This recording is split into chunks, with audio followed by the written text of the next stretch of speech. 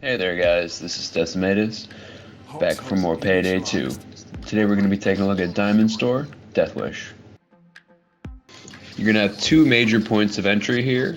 You can either walk around to the left, as I'm doing, or you can head into the car shop and start the drill.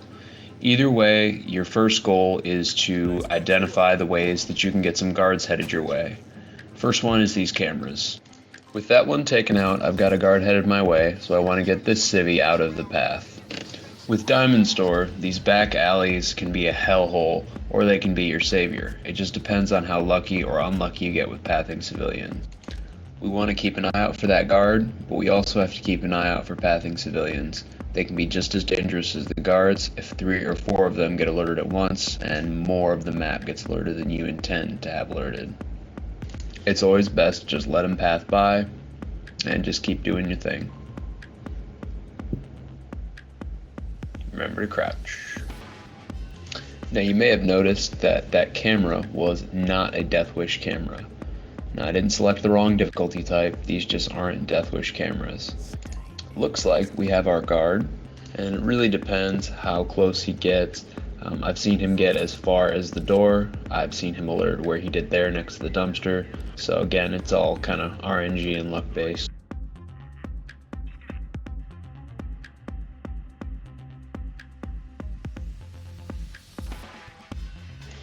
Now at this point, I'm in a bit of a bind.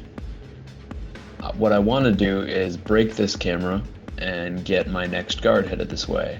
However, I've also got this door to pick. So once I break the camera, I'm kind of in high alert mode. I know I've got my guard on the way. I've got 2 bodies there in the alley, so I can only pick up one.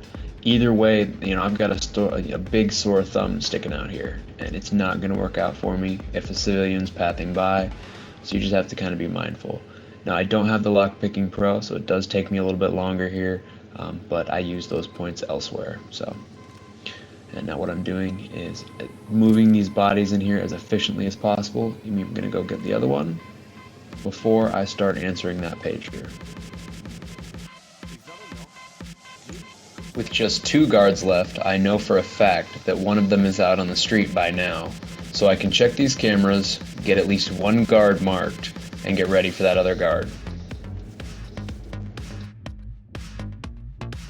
As you guys saw earlier, he can either come down the alley to the right, or he can come around to the left. If we go ahead and run forward, I need to refill my body bags, so I can do that real quick. I didn't see him on this side. Typically, if he is on this side, he'll get to you a lot faster than if he's going all the way around. That all the way around pathing takes them a very long time to get there. So, as you can see, I'll have plenty of time to fill up and get back. But it looks like I got a civvy in the way. Yep, and I was afraid of that. Now, the reason that I didn't go ahead and try and zip tie him as well is because if a third is introduced into this mix, it's going to get real messy real quick. I would rather sacrifice the body bag and just get him out of the way. If that guard's going to come down the alley to my right, he is going to be here much, much faster. So I think it's safe to assume he's coming a long way. I'm going to go get ready for him. And it looks like there he is. See if I can get him marked. There we go. Now it looks like I got really, really lucky with this square. It's very, very clear, so I can let him get almost as close as possible. The only thing I've got to worry about is pathing civvies, but it looks like that's pretty clear too. I'll take the opportunity to move this person to a better spot and maybe mark that last guard again. And here he comes. We'll let him get as close as possible. Oh, perfect. He's going to hide in the corner for me.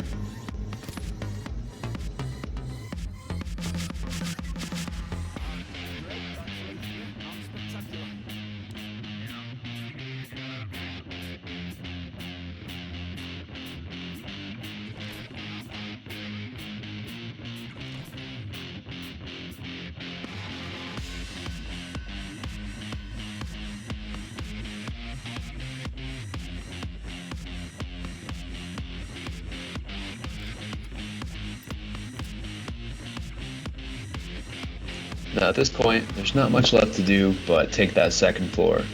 So we're going to head up the stairs and pick the door. An important thing to remember is that you don't want to be standing in front of the door here.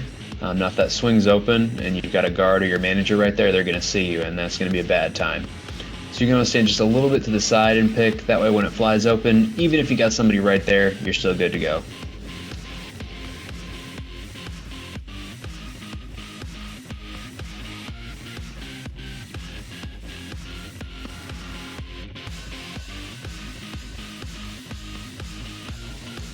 Now if you trust your aim, you can pop him right there. He'll usually just fall and not get seen by anybody in the street. But I am going to let him get a little bit closer and take him out. Ooh, manager. That's close. That's close. Don't know how she doesn't see.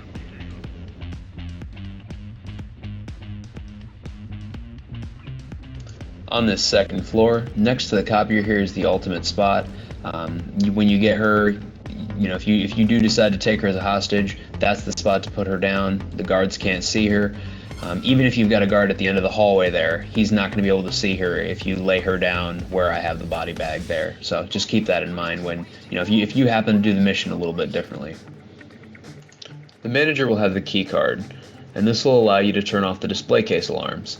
The keypad can be in one of 4 locations: in this room here, in the next office over against that wall. It can also be downstairs in 1 of 2 locations. It can either be in the security room, which will be pretty obvious if you have it in there, or, and let's see my visibility here. Is anybody gonna see me? No, I think I'll be all right. Yeah, down there at the base of the stairs is a possibility for it as well. I think I'm just gonna head up and get that turned off. But the last thing you want to do is get all your guards taken out, get all your civilians taken down, and then forget to have turned that off.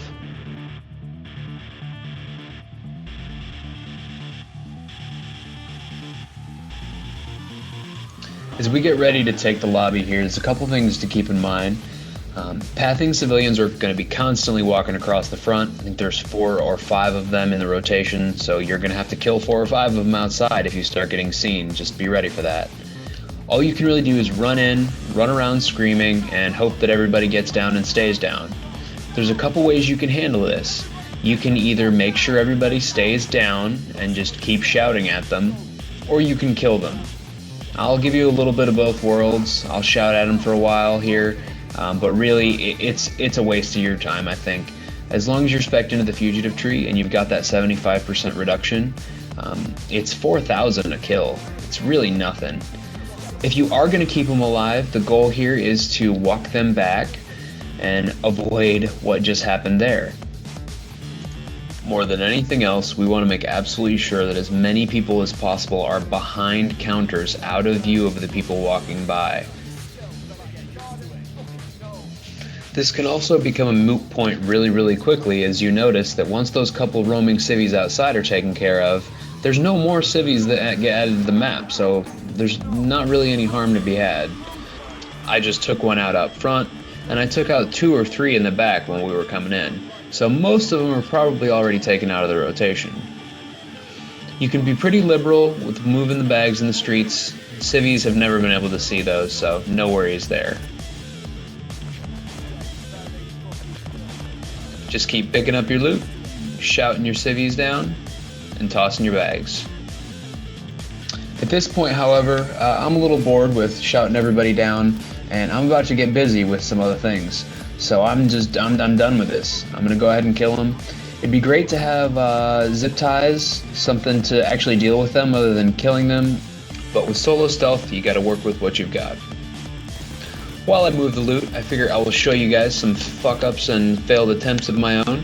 As you can see here, he's getting away! It's the last thing you want to have happen. That's a whole run wasted right there. Now whether you've got guards on the map or not, your best bet to approach the car shop is just to kill the guy behind the counter and walk by your looky-loo if you've got him. Oftentimes there will be a Titan safe in here. Not much you can do but wait for that bad boy. You can use it, however, to lure guards, which is a great tool. I will show you guys that a little bit later. Nope, man, this joker here.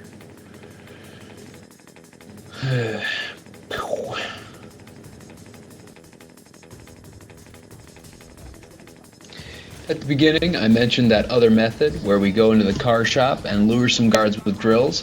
Figured we could take a quick look at that. Go ahead and get this guy out of the way, and we'll get this drill started.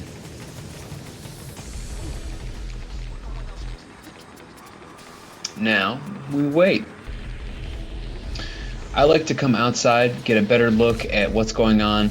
You can always see the guard walk out that door and head towards your running drill. Remember to keep it repaired, and like I said, you're waiting. Oh, looks like we finally got one coming though.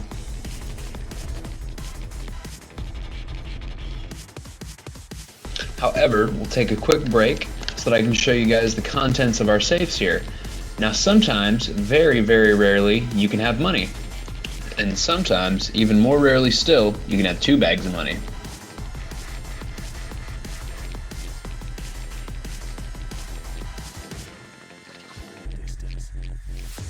We have got our guard coming our way. Now you can either wait for him to come a little bit further into the store, or you can go take him on the street. It's entirely up to you. The chances of any civilian being far enough out for them to see that, other than the guy that I've already killed in that little booth over there, are pretty low. So you should be fine to take him wherever. Don't forget to grab your ATMs if you brought your ECMs instead of the body bags. I find that to be a much, much better use of those resources than the body bags. Honestly, I think that Diamond Store lost a lot of its appeal when it lost the 25% boost to EXP, but it's still a fun mission. It rewards about the same amount of cash as a bank job and about the same amount of experience. So really, it's not a bad use of your time for about a 10-minute to 20-minute job.